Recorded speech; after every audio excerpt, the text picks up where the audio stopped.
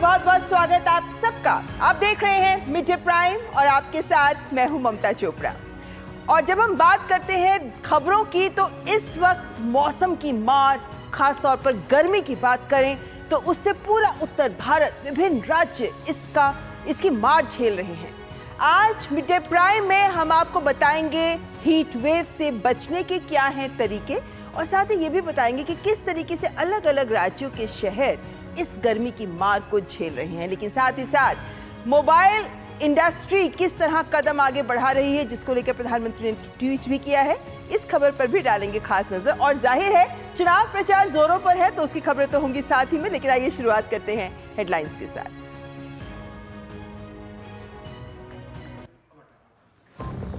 प्रधानमंत्री नरेंद्र मोदी ने उत्तर प्रदेश के बस्ती में जनसभा को किया संबोधित। कांग्रेस सपा की परिवारवादी परिपाटी पर साधा निशाना। रैली के दौरान उमड़ा भारी जनसैलाब।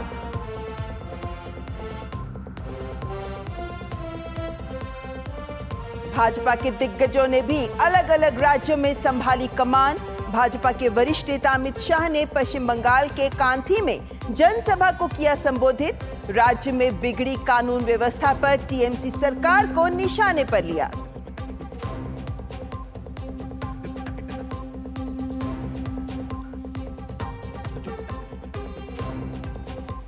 विपक्ष ने भी प्रचार में झोंकी ताकत। राहुल गांधी हरियाणा में करेंगे ताबड़तोड़ जनसभाएं। प्रियंका गांधी और मुख्यमंत्री चंपाई सोरेन झारखंड में करेंगे जनसभा। अखिलेश यादव यूपी में तो तेजस्वी यादव बिहार में कर रहे हैं प्रचार। स्वाति मालीवाल ने अपनी ही पार्टी आप पर उन्हें बदनाम करने का लगाया बड़ा आरोप। कहा निजी फोटो लीक कर बदनाम करने की जा रही है कोशिश। मारपीट के आरोपी विभव कुमार को मुंबई से वापस दिल्ली लाई दिल्ली पुलिस। झारखंड के पूर्व मुख्यमंत्री हेमंत सोरेन को सुप्रीम कोर्ट से लगा झटका। अदालत ने अंतरिम जमानत देने से किया इनकार। सोरेन ने अंतरिम जमानत याचिका वापस ली।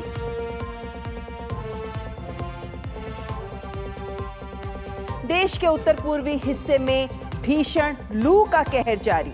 राजस्थान, पंजाब, हरियाणा, दिल्ली, एनसीआर, उत्तर प्रदेश में अगले 4 दिन तक जारी रहेगा गर्मी का कहर। दक्षिण भारत की ओर बढ़ा मॉनसून। 4 दिन तक भारी बारिश का ऑरेंज अलर्ट।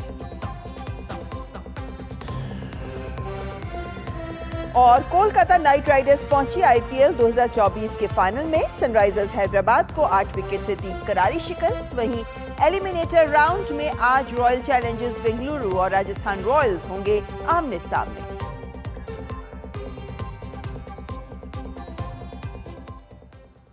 आइए देखते हैं खबरें विस्तार से। शुरुआत करते हैं 24 की चुनौती से।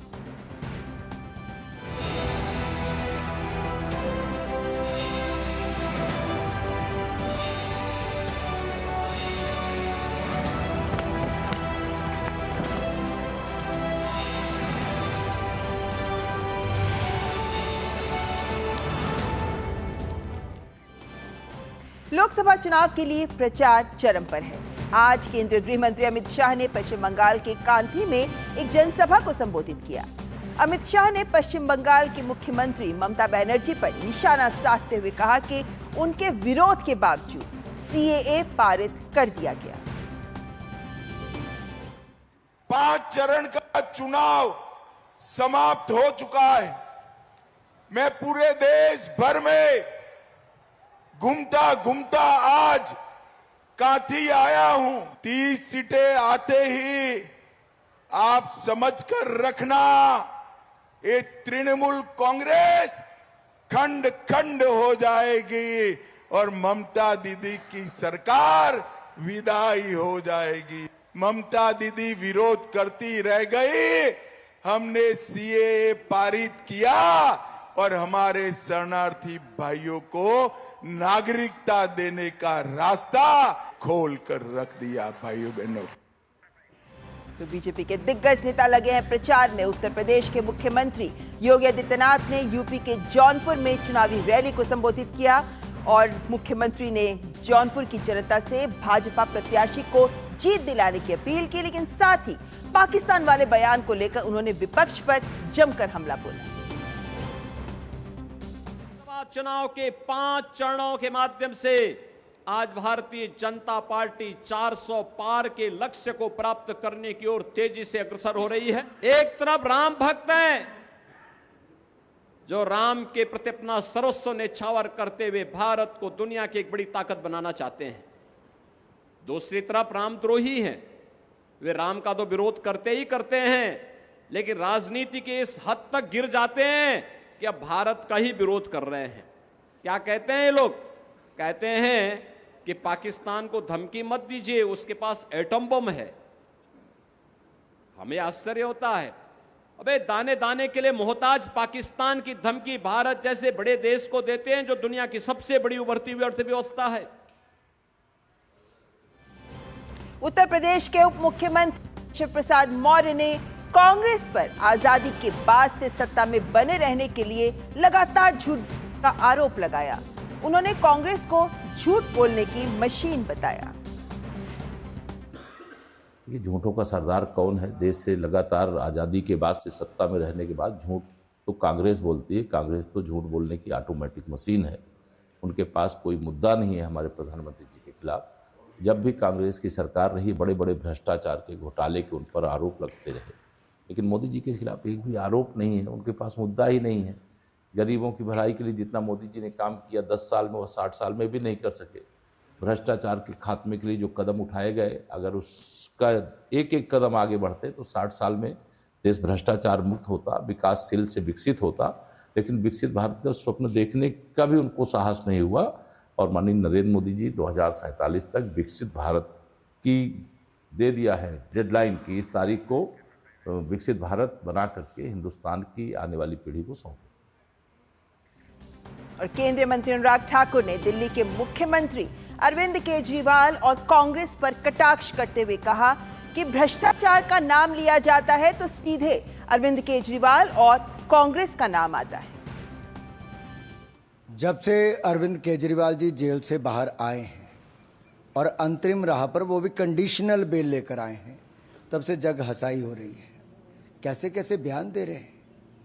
एक भ्रष्ट आदमी जो भ्रष्टाचार के चलते जेल में था, जिसका उप मुख्यमंत्री, जिसका स्वास्थ्य मंत्री, जिसका शिक्षा मंत्री, शराब मंत्री, जेल मंत्री सब जेल में हैं और खुद जेल में था, अब दुनिया को ज्ञान बांट रहे हैं।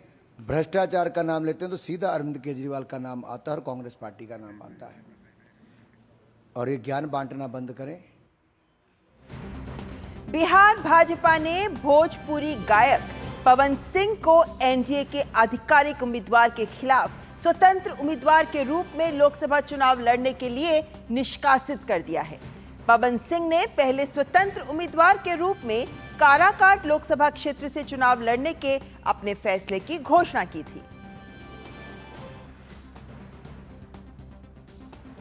और 2024 के आम चुनावों के लिए असदुद्दीन ओवैसी की एआईएमआईएम पार्टी ने उत्तर प्रदेश में पीडीएस के साथ गठबंधन किया है।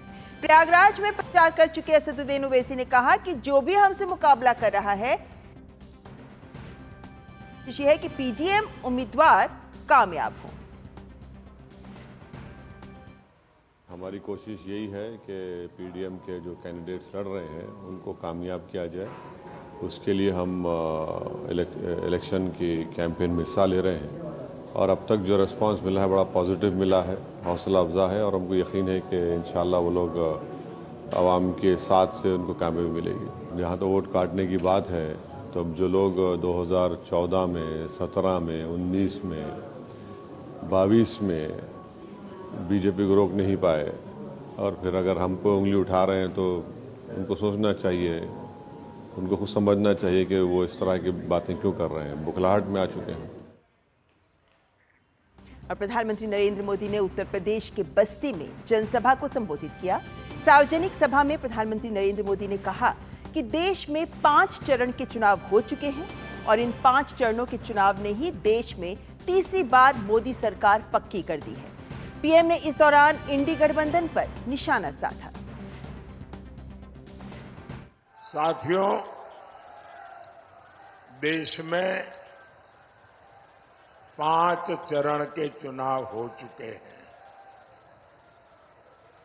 इन 5 चरणों ने ही देश में तीसरी बार मोदी सरकार पक्की कर दी है। और इसके लिए आपको इधर उधर देखने की जरूरत नहीं है। आप इंडी अलायंस वालों के बयान देख लीजिए, हर कोई अलग अलग आंकड़ा बताता है, और उनके पुराने आंकड़े और उनके पुराने परिणाम देख लीजिए, तो आपको पक्का भरोसा हो जाएगा कि पूरा इंडी अलायंस ऐसा निराशा की गर्त में डूबा है, ऐसा निराशा की गर्त में डूबा है कि अब उनको ये भी याद नहीं रहता है कि वो 2 दिन पहले क्या बोले थे, आज क्या बोल रहे हैं। और प्रधानमंत्री नरेंद्र मोदी बस्ती के बाद अगली रैली श्रावस्ती में करने जा रहे हैं। और ज्यादा जानकारी के लिए बात करते हैं, हमारे संवाददाता शैलेंद्र हमारे साथ जुड़े हुए हैं। शैलेंद्र, हम लगातार देख रहे हैं कि इन चुनावी रैलियों में प्रधानमंत्री लगातार विपक्ष पर हमलावर हैं और उन पर निशाना भी साधते नजर आ रहे हैं। कौन सी ऐसी बड़ी बातें होती हैं प्रधानमंत्री के संबोधन की जिनसे जनता आकर्षित होती है और इस बड़ी तादाद में गर्मी के बावजूद इन रैलियों में शिरकत करती दिखती है? देखिए ममता, प्रधानमंत्री नरेंद्र मोदी की अपनी एक संवाद शैली है और लोगों से जुड़ने की जो उनकी कला है वो हर जनसभा में दिखाई देती है। स्थानीय स्तर पर जो वहाँ के चर्चित विषय होते हैं या वहाँ से जुड़ी बातें होते हैं, वो अक्सर प्रधानमंत्री नरेंद्र मोदी हम देखते हैं कि उसकी चर्चा करते हैं। कल जब प्रयागराज में थे तब उन्होंने ये कहा कि जो कुंभ आने वाला है, कल्पना की जा सकती है कि जो इंडी गठबंधन है वो लोग अगर सत्ता में होते तो कितनी तैयारी कर रहे होते और उनका क्या रवैया रहता था कुंभ की तैयारियों को लेकर। तो ये हम जानते हैं कि आप पहचान देखें प्रयागराज तो उसमें कुंभ उसकी एक प्रमुख पहचान के तौर पर जाना जाता है, तो उसका जिक्र प्रधानमंत्री वहाँ पर करते दिखाई दिए। अब से पहले बस्ती में चुनावी जनसभा इस वक्त हो रही है, थोड़ी देर में वो ख़त्म भी हो जाएगी। उसके बाद प्रधानमंत्री नरेंद्र मोदी यहाँ श्रावस्ती पहुँचेंगे। उसके बगल में जो सीट पिछली बार बीजेपी सिर्फ 5000 से कुछ मतों से हारी थी, ये वो सीट है जहाँ से बलरामपुर लोकसभा पंडित अटल बिहारी वाजपेयी देश के पूर्व प्रधानमंत्री वो यहाँ से चुनाव जीते थे, नानाजी देशमुख। तो बड़ी महत्वपूर्ण सीट है।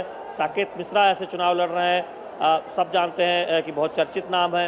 इस तरह से आप देखें प्रधानमंत्री जब भी चुनावी जनसभा संबोधित करने को पहुंचते हैं तो जो बड़े मुद्दे हैं उनका भी जिक्र करते हैं। खासतौर पर तुष्टीकरण की जो राजनीति है, इंडी गठबंधन पर उनके नेताओं पर जो करप्शन को लेकर जो उनका रवैया भ्रष्टाचार को लेकर उसका भी जिक्र करते हैं। और दूसरी तरफ जो विकास के काम हुए हैं, किस तरह से लोगों को आवास मिला है। प्रधानमंत्री ये कहते हैं कि जो कुछ कुछ लोग बचे हैं वो अपनी बारी का एक तरह से इंतजार करें, यानी उनको भी आवास मिलने वाला है। हम जानते हैं कि करोड़ों लोगों को देश में आवास मिला है। तमाम कल्याणकारी योजनाओं की प्रधानमंत्री अपनी चुनावी जनसभाओं में चर्चा करते हैं। तो एक बहुत संतुलित अंदाज में हम देखते हैं कि लोगों से चुनावी जनसभा में कनेक्ट होते हैं, वहाँ के स्थानीय मुद्दों पर भी बात करते हैं कई बार। लेकिन जो राष्ट्रीय स्तर पर देखें तो कांग्रेस के जो नेता है, कांग्रेस पार्टी और उनके जो सहयोगी है, उन पर करारा निशाना साधना नहीं भूलते। हर चुनावी जनसभा में देखते हैं कि कांग्रेस और उनके सहयोगियों पर प्रधानमंत्री करारा प्रहार करते हैं। और कई बार जो विपक्ष के नेताओं के बयान है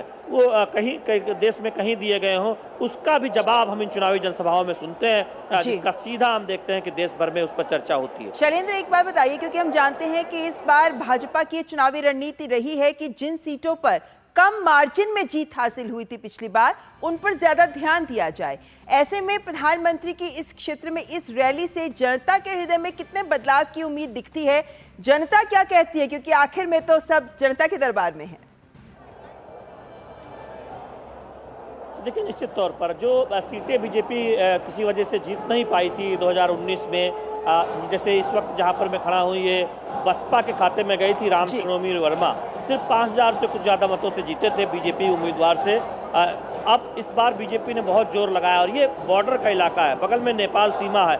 हम जानते हैं कि सीमावर्ती जो इलाके हैं उसमें मोदी सरकार का बहुत फोकस रहा है, चाहे हाईवे का निर्माण हो या फिर वहाँ तमाम सामाजिक योजनाओं पर फोकस रहा है। तो आप उसका एक अच्छा सकारात्मक असर आप श्रावस्ती, बलरामपुर, डुमरियागंज की इस पूरी बेल्ट पर जो नेपाल के पास का इलाका है वहाँ पर देखते हैं। तो ये बीजेपी इस बात को लेकर कोशिश कर रही है कि ऐसी सीटें जो वो कोई कसर रह गई थी 2019 में, वहाँ पर कोई कसर बची ना, चूँकि यह भी एक ऐसी सीट है जहाँ 5000 से सिर्फ कुछ ज़्यादा मतों से बीजेपी चुनाव हार गई थी। तो यही वजह है कि देखिए प्रधानमंत्री नरेंद्र मोदी की यहाँ पर चुनावी जनसभा भी रखी गई है और साकेत मिश्रा के तौर पर बीजेपी ने यहाँ जो है पहले से काम कर रहे थे MLC है उनको उम्मीदवार बनाया है, उम्मीदवार बदला गया है इस बार यहाँ पर। तो पिछली बार जो चुनाव लड़े थे दद्दन मिश्रा, वो जिला पंचायत अध्यक्ष है, तो उस लिहाज से यहाँ पर एक नया उम्मीदवार, युवा उम्मीदवार बीजेपी ने दिया। चलिए शैलेंद्र, नजर रहेगी इस सीट पर और प्रधानमंत्री की रैली में जिस तरीके से जनसैलाब उमड़ रहा है वो भी अपना एक अलग संकेत देता है। फिलहाल बहुत बहुत शुक्रिया श्रावस्ती से सीधे हमारे साथ जुड़ने के लिए। और 24 की चुनौती में फिलहाल इतना ही।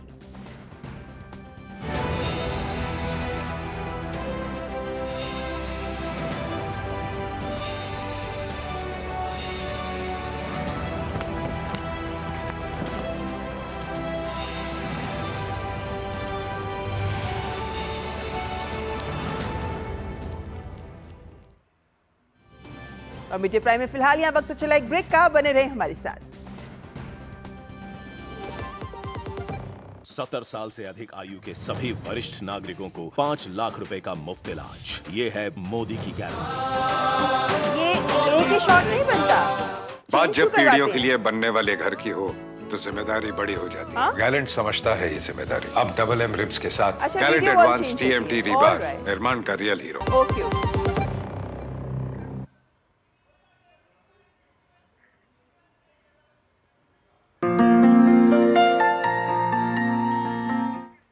ब्रेक के बाद फिर आपका स्वागत। खबरों के सिलसिले को आगे बढ़ाते हैं। स्वाति मालीवाल ने आम आदमी पार्टी पर बड़ा आरोप लगाया है। स्वाति मालीवाल ने आप पार्टी पर पर्सनल फोटोज लीक करने का आरोप लगाया है।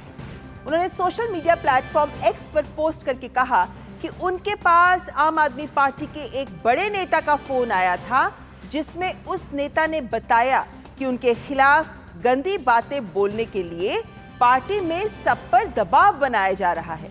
साथ ही स्वाति मालीवाल ने बताया कि उनकी निजी फोटोज भी लीक करने के लिए आम आदमी पार्टी की तरफ से बोला गया है। स्वाति ने कहा कि आम आदमी पार्टी ने लोगों से कहा है कि जो भी उन्हें सपोर्ट करेगा उसे पार्टी से निष्कासित किया जाएगा। स्वाति ने आप पर यह भी आरोप लगाया कि पार्टी ने लोगों की ड्यूटी भी तय की है। किसी को पीसी करने की और किसी को ट्वीट्स करने की ड्यूटी मिली है। इसके साथ ही स्वाति ने विभव पर आरोप लगाते हुए कहा कि आरोपी ने अपने करीबी पत्रकारों को फर्जी स्टिंग बनाने के लिए बोला है।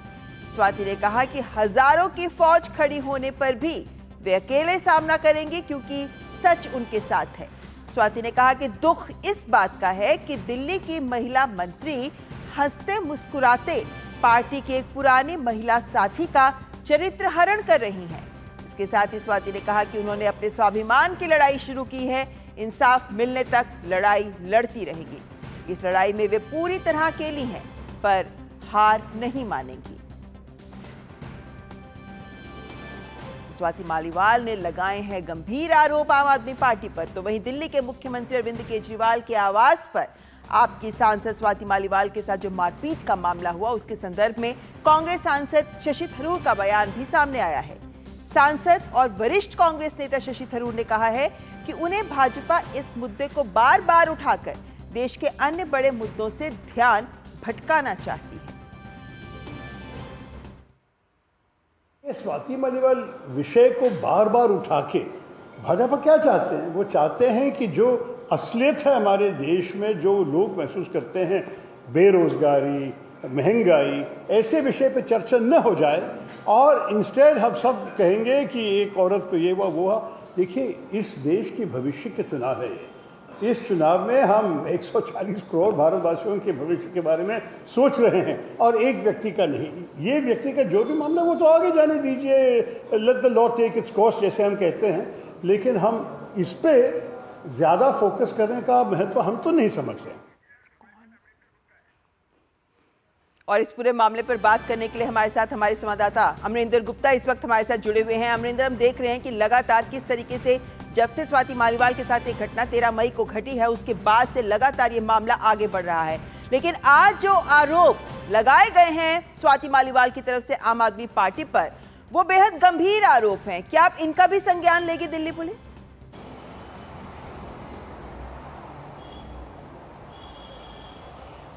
देखिए ममता, 13 तारीख को जब घटना हुई और आज घटना के बाद का 9वां दिन है, लगातार इस मामले में घटनाक्रम बदल रहा है और राजनीतिक जो बयानबाजी है वो होना लाजमी है। एक तरफ जहां कांग्रेस इस बात की पहले बात करती है, महिला सुरक्षा और अस्मिता की पहले बात करती है, और अब पार्टी के एक बड़े नेता कहते हैं कि इस मामले से दूर रहना चाहिए क्योंकि देश में चुनावी माहौल है। लेकिन क्या आखिर वजह है कि इस मामले पर पार्टी का जो स्टैंड है, आम आदमी पार्टी का जो स्टैंड है, वो अभी तक क्लियर नहीं हो पाया है। हालांकि पार्टी कई प्रेस कॉन्फ्रेंस करके इस मामले पर बात करती है, लेकिन वो आरोपी सीधे सीधे स्वाति मालीवाल को बनाती है। कहीं भी इस मामले की जो घटना है उसका पूरी तरह से जिक्र नहीं करती। और सबसे बड़ा सवाल उठ रहा है दिल्ली के मुख्यमंत्री अरविंद केजरीवाल पर कि आज तक मुख्यमंत्री अभी तक क्यों नहीं बोल रहे इस मुद्दे पर, जबकि पूरी घटना उनके आवास पर हुई है, जहां पर उन्हीं की पार्टी की सांसद और दिल्ली महिला आयोग की पूर्व अध्यक्ष स्वाति मालीवाल के साथ कथित तौर पर मारपीट हुई, वसूलकी हुई और उसके बाद इस मामले में केस दर्ज किया गया। हालांकि सबसे बड़ी बात यह है कि अभी दिल्ली पुलिस ने विभव कुमार से यह भी पूछा है कि घटना के बाद जिस दिन विभव कुमार को गिरफ्तार किया गया था, उसको मुख्यमंत्री आवास से गिरफ्तार किया गया था, तो आखिर क्या वजह थी कि उनके खिलाफ जब एफआईआर हो गई तो वो मुख्यमंत्री के आवास पर क्या कर रहे थे। इसके साथ साथ अभी जो डेटा है, जो मोबाइल फ़ोन फॉर्मेट किया है, मैं आपको बता दूं, आरोपी विभव कुमार जो है आईफोन इस्तेमाल करता था 15 वर्जन, जो पासवर्ड प्रोटेक्टेड था, और उसने वो पासवर्ड प्रोटेक्टेड मोबाइल को दिल्ली पुलिस को दिया, लेकिन जांच में सहयोग नहीं किया, ना ही पासवर्ड बताया। और दिल्ली पुलिस की जानकारी के मुताबिक अपने मोबाइल को उसने फॉर्मेट किया, और फॉर्मेट करने का स्थान का और जो लोकेशन थी वो मुंबई थी। तो कल मुंबई पुलिस 2:30 बजे की फ्लाइट से आरोपी विभव कुमार को मुंबई लेकर जाती है, और मुंबई में जहां वो रुका और जिन जिन लोगों से मिला वो पुलिस के साथ वहां पर जांच की गई और पता किया गया कि आखिर ऐसा कौन सा डेटा था जो मुंबई में जाकर उसने फॉर्मेट किया। और जिन लोगों से करूंगी कि आप हमारे साथ बने रहिए, उन लोगों के बाकायदा जी अमिता हमारे साथ बने रहिए, क्योंकि अभी हम बात कर रहे थे कि कैसे अब इस मसले पर राजनीति आगे बढ़ रही है। शशि थरूर का बयान हमने अपने दर्शकों को सुनाया, लेकिन वहीं भाजपा नेता हरदीप सिंह पुरी ने भी शशि थरूर पर सवाल उठाते हुए कहा है कि उन्होंने संयुक्त राष्ट्र के कई विभागों में काम किया है, उन्हें स्वाति मालीवाल मामले में महिलाओं की गरिमा का पता होना चाहिए। आप शशि थरूर साहब से एक चीज पूछिए, इतने साल आपने संयुक्त राष्ट्र में काम किया, इतने साल आपने संयुक्त राष्ट्र में आप कई अलग अलग डिपार्टमेंट्स में थे, इंफॉर्मेशन डिपार्टमेंट में भी थे, क्या आप कहेंगे कि इस मुद्दे की जो इंपॉर्टेंस है इसको आप डाउनग्रेड कर रहे हैं because Swati Maliwal is important और डिग्निटी ऑफ विमेन?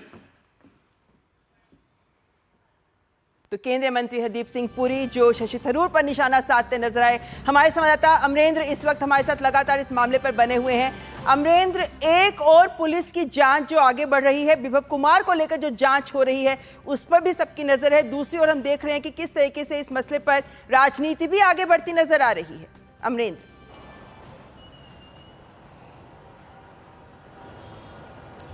बिल्कुल सही बात है। देखिए, सवाल तो उठेंगे, सवाल क्यों नहीं उठने चाहिए, क्योंकि वो राज्यसभा की सांसद हैं, दिल्ली महिला आयोग की पूर्व अध्यक्ष रही हैं और उनके ऊपर महिलाओं की सुरक्षा की जिम्मेदारी थी। घटना 13 तारीख को होती है, अभी तक पार्टी में और पार्टी में जो मुख्यमंत्री हैं दिल्ली के, उनकी तरफ से कोई बयान नहीं आता, गोल गोल बातें की जाती हैं। बीजेपी ने जो बात की है उसमें कहीं कोई दो राय नहीं है। ये महिलाओं की अस्मिता से जुड़ा हुआ मामला है और दिल्ली राजधानी है, और राजधानी में अगर महिला सुरक्षित नहीं है तो वो कहाँ होंगी। और सबसे बड़ा पॉइंट है कि वो महिला सुरक्षित नहीं है दिल्ली के मुख्यमंत्री अरविंद केजरीवाल के घर पर, और वहां पर जो उनका एक्स पीए है उसको हालांकि पीए से हटा दिया गया था, लेकिन वो किस हैसियत से उस वक्त घटना वाले दिन वहां मौजूद था इसकी भी जांच कर रहे हैं। तो उसके पीए ने, केजरीवाल के पीए ने उनके साथ मारपीट करती है और इस मामले में एफआईआर दर्ज होने के बाद आज तक नहीं बोलती है। कल अगर आपको याद होगा, बीजेपी के वरिष्ठ नेता गिरिराज सिंह ने तो आगे तक की बात कही। उन्होंने बाकायदा ये संदेह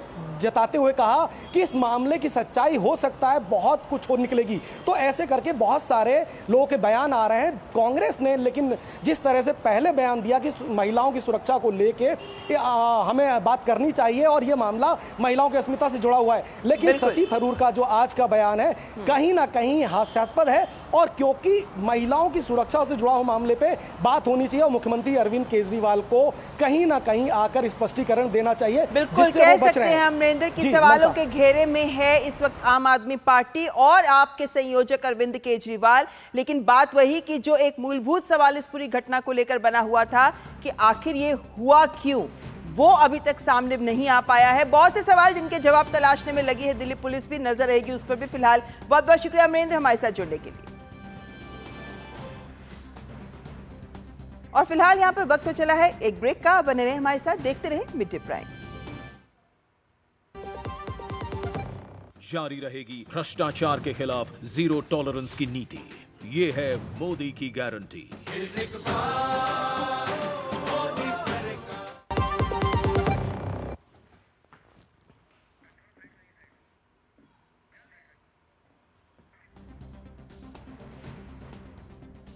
चलिए बात कर लेते हैं मौसम की।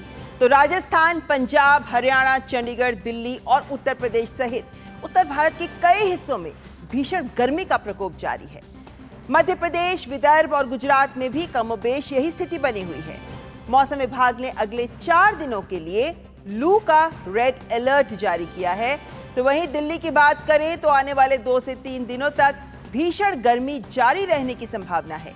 मौसम विभाग के अनुसार अगले 2 दिनों के दौरान दक्षिण पूर्व अरब सागर, मालदीव, कोमोरिन क्षेत्र और दक्षिण बंगाल की खाड़ी के कुछ हिस्सों तथा अंडमान निकोबार द्वीप समूह के कुछ और हिस्सों में दक्षिण पश्चिम मॉनसून के आगे बढ़ने के लिए परिस्थितियां अनुकूल रहेंगी।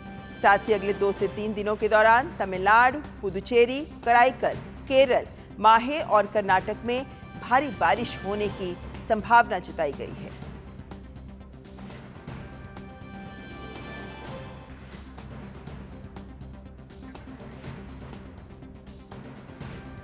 और उत्तर भारत के विभिन्न राज्यों की तरह राजस्थान के लोगों को भी इन दिनों भारी गर्मी का सामना करना पड़ रहा है। पिछले 24 घंटों में इस सीजन में पहली बार राजस्थान में अधिकतम तापमान 47 डिग्री सेल्सियस रिकॉर्ड किया गया है। जयपुर मौसम विभाग के केंद्र के निदेशक राधेश्याम शर्मा की माने तो वे आने वाले कुछ दिनों में गर्मी से राहत राजस्थान वासियों को नहीं मिलने वाली।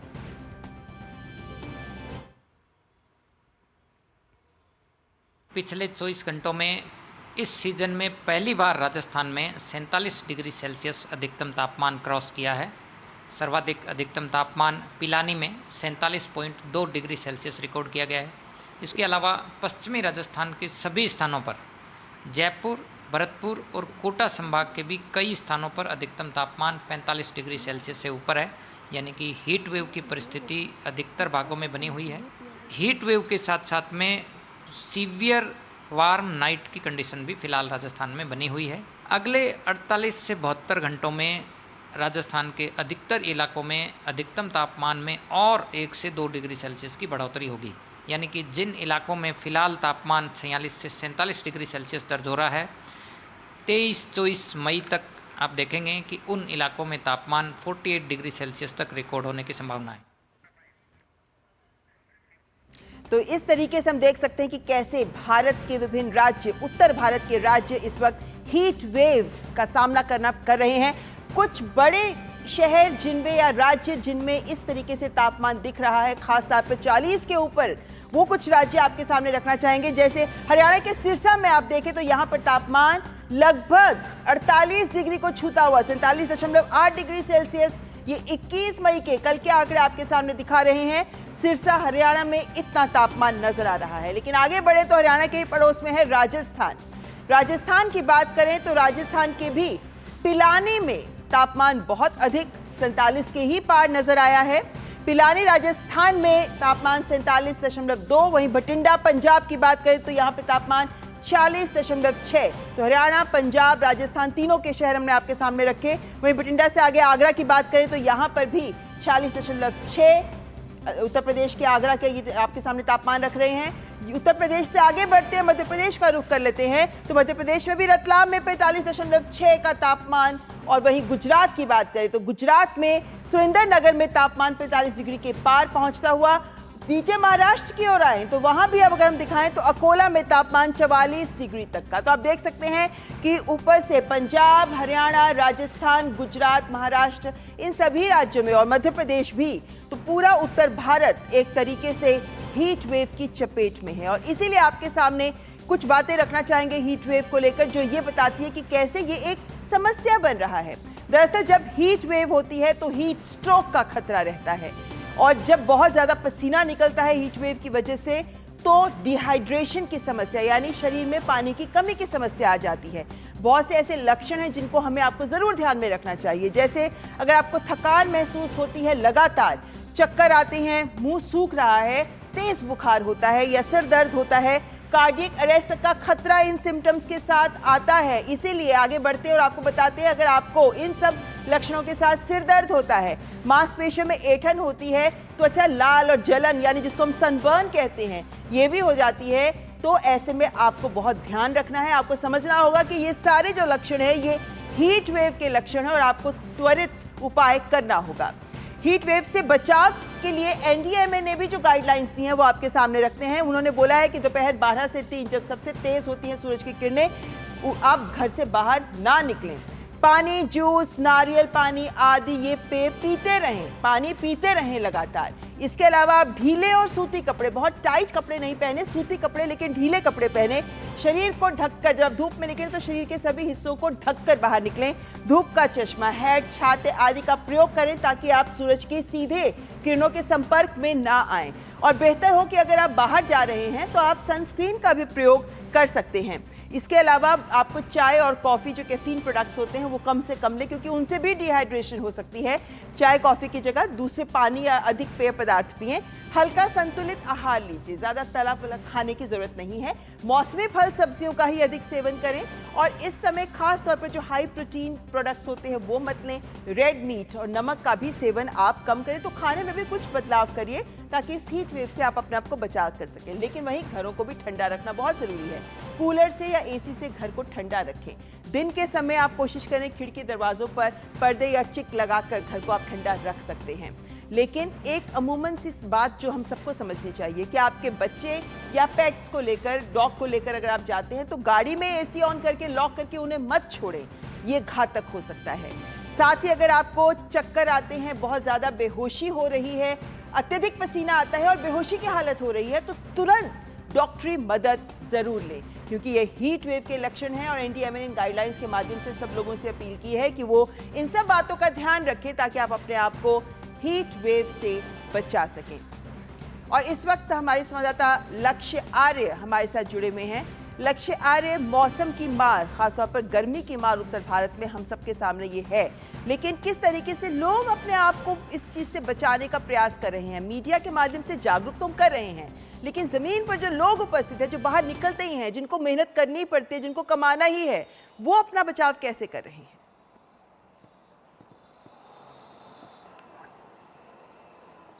जी ममता, क्योंकि जो गर्मी का प्रकोप है वो तो बना हुआ है और आगामी दिनों तक भी इसमें कोई राहत नहीं है, क्योंकि आगामी दिनों में जो तापमान है, मौसम विभाग द्वारा बताया गया है कि आगामी दिनों में 72 घंटों में तापमान 49 डिग्री तक जाने की संभावना है।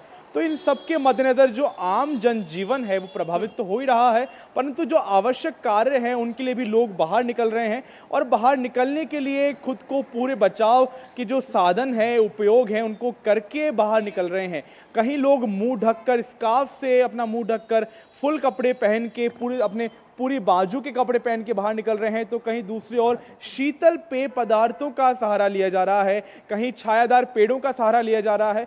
तो कहीं मैं बताऊं आपको, एक नवाचार जो राजस्थान के प्रशासन द्वारा किया गया है, राज्य सरकार द्वारा किया गया है, विभिन्न जो कार्यालय हैं, विभिन्न संस्थान हैं, सार्वजनिक संस्थान हैं और जो भी सरकारी कार्यालय हैं, वहाँ पे ORS का काउंटर लगाया गया है, जहाँ पे आम जन और सरकारी कर्मचारियों और कार्मिकों के लिए ORS का घोल रखा गया है, जिससे जो हीट वेव से प्रभावित हैं उनको बचाव उनका किया जा सके और लगातार डिहाइड्रेशन ना हो, इसको सुनिश्चित किया जा सके, न केवल सरकारी कर्मचारियों के लिए बल्कि आम जनजीवन के लिए भी। तो लगातार ऐसे प्रयास किए जा रहे हैं। ग्रीन शेड लगाया गया है। बिल्कुल जयपुर में मैं मौजूद हूँ, राजधानी में। तो राजधानी में जो मुख्य मार्ग हैं वहाँ पे जो चौराहे हैं, रेड लाइट्स हैं, वहाँ पे नगर निगम द्वारा, प्रशासन द्वारा ग्रीन शेड लगाए गए हैं ताकि जो राहगीर हैं, जो दो पहिए वाहन चालक हैं, उनको बचाव किया जा सके तेज गर्मी और हीट वेव से। उस प्रकार के ग्रीन शेड लगाए गए हैं। वहीं लगातार जो छिड़काव है, गर्मी से बचाया जा सके, उसके मद्देनजर ये तमाम कदम जो प्रशासन उठा रहा है वाकई सराहनीय है। लेकिन फिलहाल आप बने रहिए हमारे साथ, हम रुख करेंगे कुछ और मौसम से जुड़ी खबरों का। और बात मानसून की करें तो भारत मौसम विभाग ने 31 मई तक केरल में दक्षिण पश्चिम मानसून की शुरुआत की संभावना जताई है। मौसम विज्ञान द्वारा पूर्वानुमान में अगले 3 दिनों में राज्य में बहुत भारी से अत्यधिक भारी बारिश का संकेत दिया गया है। फिलहाल मानसून की इस खबर से गर्मी की मार झेल रहे लोगों को थोड़ी राहत मिलने की उम्मीद है। पिछले साल मानसून ने केरल में 8 जून को दस्तक दी थी, 2022 में 29 मई, 2021 में 3 जून और 2020 में 1 जून को दक्षिणी राज्य में मानसून पहुंचा था।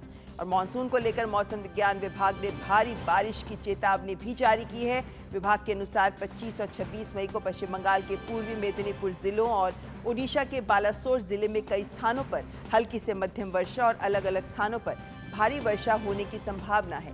वहीं 25 और 26 मई को मिजोरम, त्रिपुरा और दक्षिण मणिपुर में कई स्थानों पर हल्की से मध्यम वर्षा और अलग अलग स्थानों पर भारी वर्षा होने की संभावना है। मौसम विभाग ने मछुआरों के लिए भी चेतावनी जारी की है। मछुआरों को सलाह दी गई है कि वे 23 मई से मध्य और निकटवर्ती दक्षिण बंगाल की खाड़ी में और 24 मई से 26 मई तक उत्तरी बंगाल की खाड़ी में ना जाएं। साथ ही समुद्र में गए मछुआरों को 23 मई से पहले तट पर लौटने की सलाह दी गई है।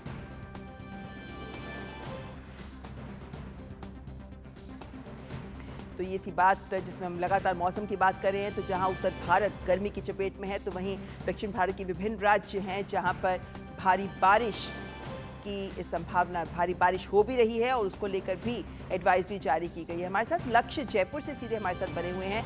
लक्ष्य, देखें तो ये उम्मीद रहती है जब इतनी ज़बरदस्त गर्मी होती है, हालांकि इस तरह की गर्मी हमेशा हम जून में देखते आए हैं, लेकिन इस तरह की अप्रत्याशित गर्मी इस बार मई में ही आ गई है। लेकिन ऐसे में हालांकि मानसून उत्तर भारत के लिए बहुत दूर है, लेकिन दक्षिण भारत में दस्तक देता नजर आता है। कहीं ना कहीं मानसिक रूप से ही सही एक राहत जरूर मिलती है।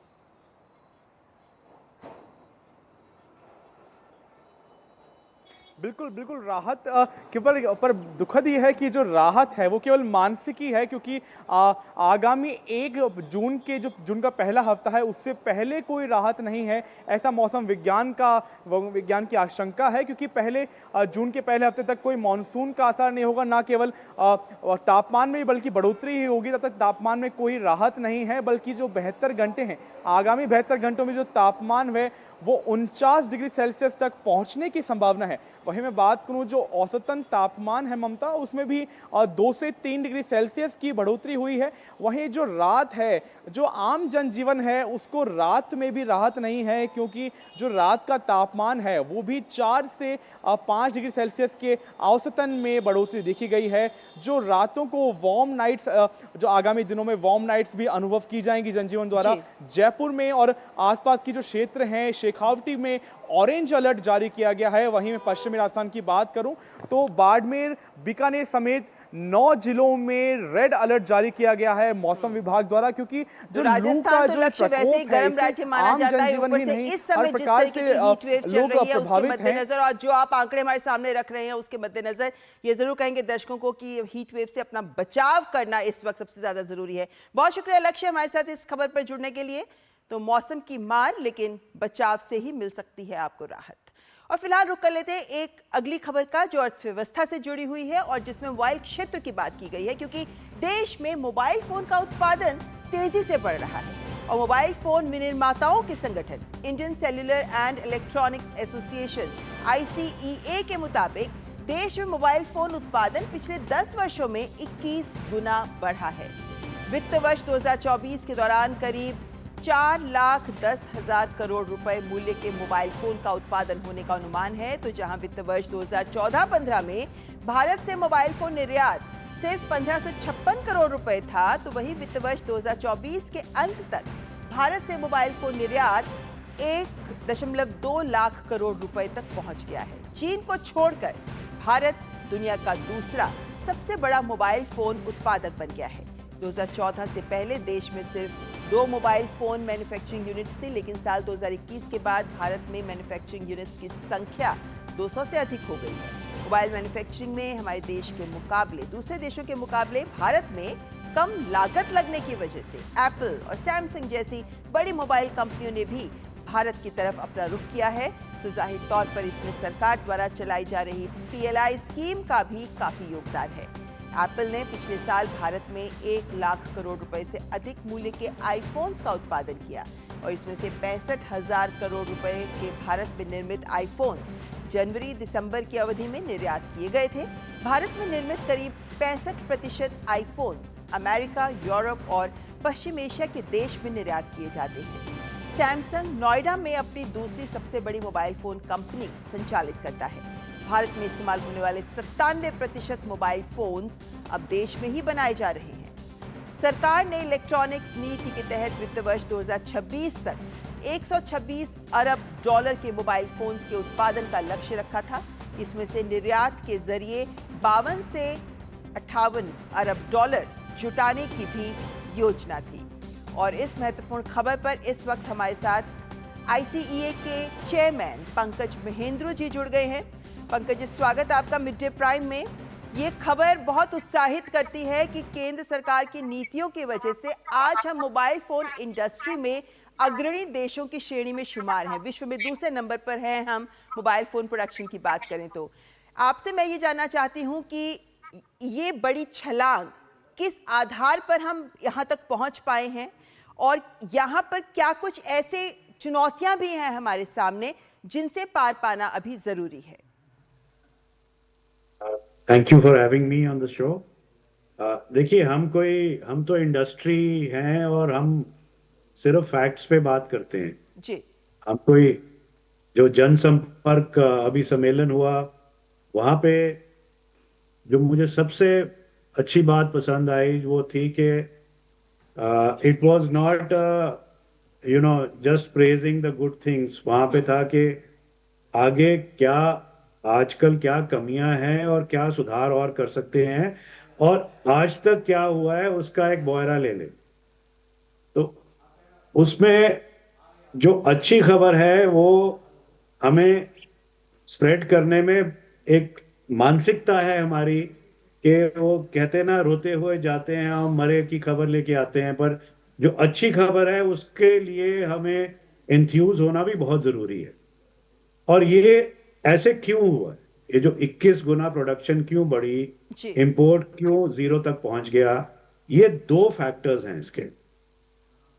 देखिए, सबसे इंपॉर्टेंट तो होते हैं जो उद्यमी होते हैं, और उद्यमी हमेशा तैयार होते हैं काम करने के लिए, रिस्क लेने के लिए, पर आप उनके लिए माहौल क्या बनाते हो?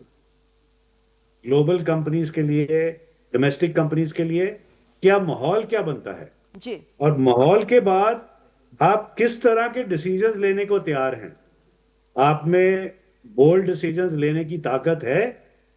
आप में पैशन है कि उसको फॉलो थ्रू करना है इंडस्ट्री की? लेकिन पंकज जी, एक बड़ी बात जो कही जा रही है वो ये भी कही जा रही है कि हम मैन्युफैक्चरिंग कर रहे हैं, लेकिन इसमें जो इम्पोर्टेंट पार्ट्स है, चाहे हम बैटरीज की बात करें, कैमरास की बात करें, सेंसर्स की बात करें, इत्यादि जो अलग अलग कंपोनेंट्स हैं जिनका आयात भी बढ़ा है 2021 से 23, क्या अब हम उस तरफ भी बढ़ रहे हैं कि उनका भी निर्माण देश में? ये हुआ कैसे?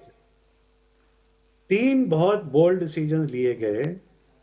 एक डिसीजन था कि हमने डिफरेंशियल ड्यूटी लगाई और हमने इंपोर्ट्स को थोड़ा अनकंपेटिटिव किया थोड़ी देर के लिए। दूसरा, हमने फेज मैन्युफैक्चरिंग प्रोग्राम गवर्नमेंट ने अप्रूव किया, जिसकी वजह से हम कैटेगरी वाइज फेज मैन्युफैक्चरिंग में मैन्युफैक्चरिंग बढ़ाते गए।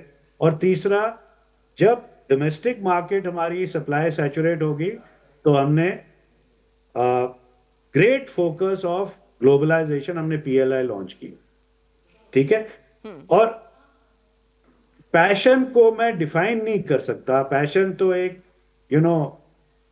इनऑर्गेनिक चीज है कि लीडरशिप कैसे मोटिवेट करती है, कैसे कंपनीज को हौसला रहता है कि सरकार हमारे साथ है, और एक वन साइडेड है। अब बात रही वैल्यू एडिशन की। अब स्केल आ गया है दुनिया में, मैन्युफैक्चरिंग में स्केल ही सब कुछ है, क्योंकि भारत एक बहुत बड़ा देश है, 140 करोड़ लोग हैं। तो जो कई लोग थ्योरी करते हैं कि आप सर्विसेज पे वैल्यू ऐड करिए या आप एक डिजाइन लीडरशिप में आइए, वो हम नहीं कर सकते, बिकॉज हम इजराइल नहीं है, एक छोटी पॉपुलेशन नहीं है, हमें मास स्केल मैन्युफैक्चरिंग चाहिए। बिल्कुल। वैल्यू एडिशन में जिस तरह के प्लांट आज लग रहे हैं इंडिया में, इंडिया ने कहीं नहीं देखे ऐसे प्लांट्स जो कि फाउंडेशनल इंडस्ट्रीज अब लग रही हैं, क्योंकि स्केल आ गया है। स्केल आने से अब फाउंडेशनल इंडस्ट्रीज को, you can't put the cart before the horse, right? जब आपका एक पावरफुल इंजन आएगा तो वो डब्बे खींच के ले जा सकता है। तो यानी कि जो आने वाली चैलेंजेस हैं इस इंडस्ट्री के सामने, अब चूंकि स्केल आ गया है तो उनके ऊपर भी फोकस हो सकता है। आखिरी सवाल पंकज जी आपसे जानना चाहती हूँ, क्योंकि इस वक्त चुनावी माहौल है और इस वक्त रोजगार एक बड़ा मुद्दा बना हुआ है। जब हम बात करते हैं कि 2014 में 2 मैन्युफैक्चरिंग यूनिट्स थी और 2024 तक आते आते 200 से अधिक हो गई हैं। रोजगार की जब बात करते हैं, एम्प्लॉयमेंट जनरेशन, रोजगार सृजन, कहां तक इस सेक्टर का योगदान इस दिशा में रहा है, क्योंकि यहां पे भी स्किल्ड मैन पावर इंपॉर्टेंट है। यहाँ पे जो हमने 12 लाख तो डायरेक्ट जॉब्स क्रिएट हुई हैं जी, एक्स्ट्रा जॉब्स क्रिएट हुई हैं, और जो अब प्लांट्स लग रहे हैं तो 12 लाख का मतलब है इनडायरेक्ट जॉब्स बहुत अधिक होंगी, क्योंकि इस सेक्टर से इनडायरेक्ट जॉब्स बहुत होते हैं, 3 गुना से लेके 5 गुना इनडायरेक्ट जॉब्स होते हैं।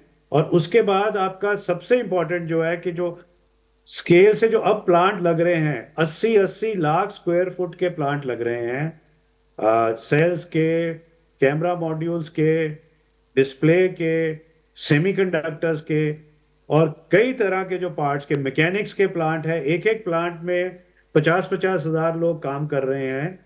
तो ये सब इस स्केल की वजह से आया है, और जो बोल्ड पॉलिसीज और पैशन की वजह से आया है। तो इस वजह से माहौल बहुत अच्छा बना है, एंड ये एक एवर लास्टिंग फाउंडेशन एक बन रही है इंडस्ट्री की।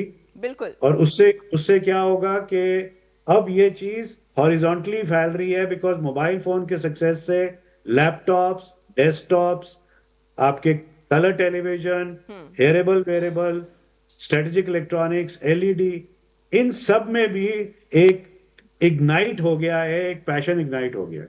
जी बहुत बहुत शुक्रिया पंकज जी, सारी तस्वीर हमारे सामने रखने के लिए। जाहिर है कि मोबाइल फोन इंडस्ट्री ने भारत में जो कदम आगे बढ़ाए हैं उनसे न केवल प्रत्यक्ष बल्कि अप्रत्यक्ष रोजगार को भी बहुत बढ़ावा मिले और आने वाले भविष्य में हम इस क्षेत्र की चुनौतियों से पार पा सकेंगे।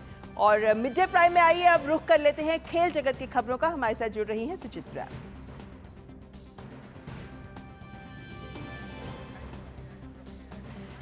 और खेल खबरों से पहले एक बार फिर अगर हम मोबाइल फोन इंडस्ट्री की बात करें तो ये क्षेत्र ऐसा क्षेत्र है जिसमें आज हम देख सकते हैं कि हमारे देश में किस तरीके से ब्रॉडबैंड आगे बढ़ रहा है, जिस तरीके से मोबाइल फोन्स हर व्यक्ति तक पहुंच रहा है, उसके चलते ये एक महत्वपूर्ण मीडियम, इस माध्यम इस तरीके से भी बन गया है कि हम सब एक तरीके से जागरूक इस बारे में हो रहे हैं और विकास के साथ मुख्य धारा के साथ जुड़ने में हमारे देश के कोने कोने तक नागरिकों को ये सहायता करता है। रुक कर लेते हैं खेल खबरों का। सुचित्रा हमारे साथ है। शुक्रिया ममता। शुरुआत करते हैं, खास है इस बार खेल खबरों में। जी बिल्कुल, शुक्रिया। शुरुआत करते हैं पैरा एथलेटिक्स से जुड़ी एक अच्छी खबर के साथ। भारत के सचिन खिलाड़ी ने विश्व पैरा एथलेटिक्स चैंपियनशिप में पुरुषों के शॉर्ट पुट इवेंट की F46 कैटेगरी में स्वर्ण पदक जीता। सचिन ने 16.30 मीटर के थ्रो के साथ नया पैरा एशियाई रिकॉर्ड भी बनाया। बात करते हैं इंडियन प्रीमियर लीग की। कोलकाता नाइट राइडर्स ने इंडियन प्रीमियर लीग 2024 के फाइनल में जगह बना ली है। कल खेले गए क्वालिफायर 1 में कोलकाता नाइट राइडर्स ने सनराइजर्स हैदराबाद को 8 विकेट से हरा दिया। सनराइजर्स हैदराबाद ने पहले बल्लेबाजी करते हुए 19.3 ओवर में 159 रन बनाए। जवाब में केकेआर ने 13.4 ओवर में 2 विकेट खोकर ही लक्ष्य हासिल कर लिया।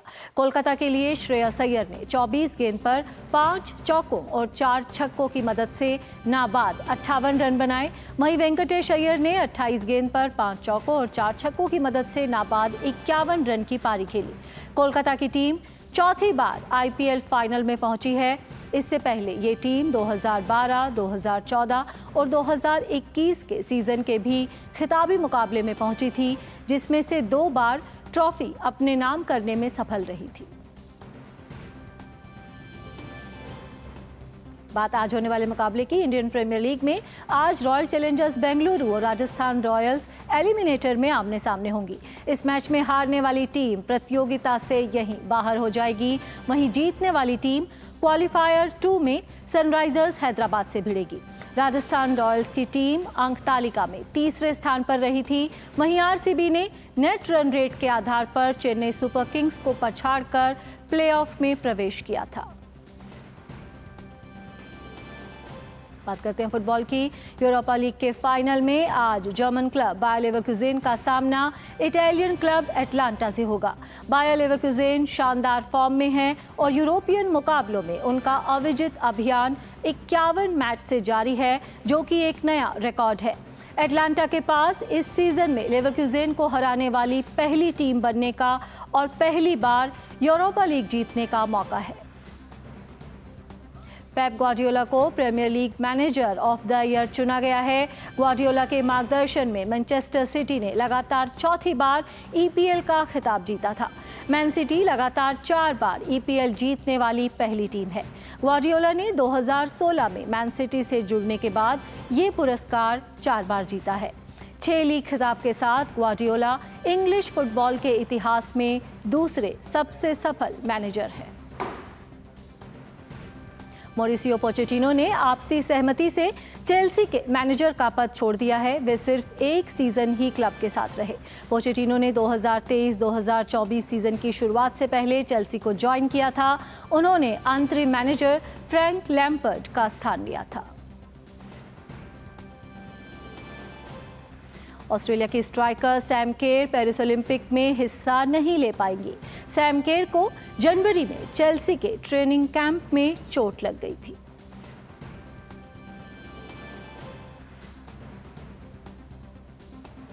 तो खेल की खबरों में फिलहाल इतना ही। वापस चलते हैं ममता के पास। चित्रा हमारे साथ जुड़ने के लिए खेल खबरों के साथ। और इसी के साथ मिड डे प्राइम में बस इतना ही, लेकिन खबरों का सिलसिला डीडी न्यूज पर लगातार जारी है और इस वक्त चुनाव प्रचार और तमाम अन्य खबरों पर रहेगी हमारी करीबी नजर। तो आप देखते रहिएगा डीडी न्यूज। हमारी पूरी टीम को दीजिए इजाजत। नमस्कार।